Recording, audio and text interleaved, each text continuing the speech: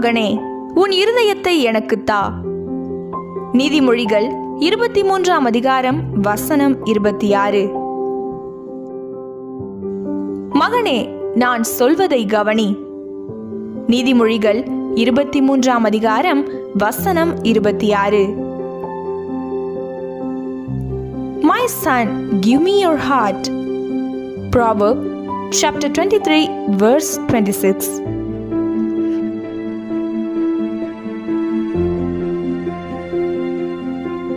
கிறிஸ்துவுக்குள் பிரியமானவர்களே, கர்த்தர் மனுஷனுக்கு தரும் ஈவுகள் மிக மேன்மையானவை, மிக விலையேற பெற்றவை. அதே நேரத்தில் அவர் ஒரு மனுஷனிடத்தில் கேட்பதெல்லாம் அவனுடைய இருதயத்தை தான். ஒருவேளை பொன்னையோ பணத்தையோ அல்லது விலையுயர்ந்த பொருளையோ கொடு என்று கர்த்தர் கேட்டால் மனுஷன் கொடுப்பதற்கு ஆயத்தமாயிருக்கலாம். ஆனால் எல்லாவற்றிற்கும் மேலானது அவனது இருதயம்தான் என்பதே உண்மை.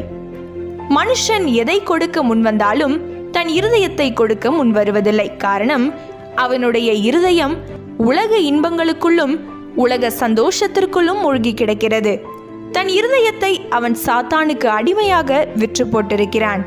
கர்த்தருக்கு இருதயத்தை கொடுத்து விட்டால் உலக பிரகாரமான இச்சைகளை விட்டொழிப்பதும் உத்தம ஜப வாழ்வதும் கட்டாயமாகிவிடுமே என்பதாலேயே தயங்குகிறான். ஆனால் கர்த்தர் தமது இரத்தத்தினால் சுத்திகரித்து பரிசுத்தப்படுத்தி தம்முடைய வருகைக்காக மனுஷனை ஆயத்தப்படுத்த வேண்டும். மனுஷனுடைய இருதயத்தை பாவத்திற்கும் சாபத்திற்கும் அக்கினி கடலுக்கும் தப்புவிக்க வேண்டும். தம்முடைய சாயலிலே மறுரூபமாக்க வேண்டும் என்பதற்காகவே மகனே, உன் இருதயத்தை எனக்குத் தா என்று கேட்கிறார். கர்த்தர் மனுஷனுடைய இருதயத்தை செம்மையாய் சிருஷ்டித்தார். அவர் உருவாக்கின எல்லாவற்றையும் நல்லது என்று கண்டார். ஆனால் எப்பொழுது மனுஷன் தன்னை பாவத்திற்கு விற்று போட்டானோ அப்பொழுதே சாத்தான் அந்த இருதயத்திற்குள் உட்பிரவேசித்து விட்டான்.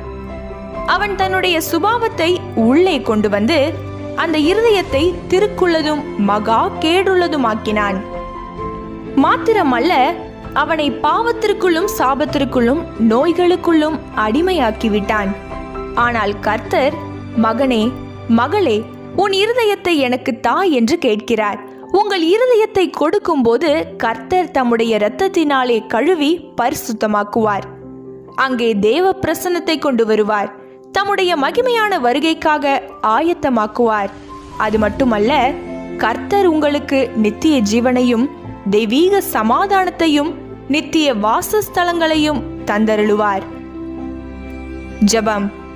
எங்கள் இருதயத்திலே தங்கி மகிழ்கிற எங்கள் அன்பின் இயேசுவே, நாங்கள் எங்கள் இருதயத்தை மற்ற எந்த காரியங்களுக்கும் ஒப்புக்கொடாமல் உமக்கே ஒப்பு கொடுத்து நீர் காட்டுகிற பாதையிலே மகிழ்ச்சியோடு கடந்து செல்ல கிருபை செய்யும்.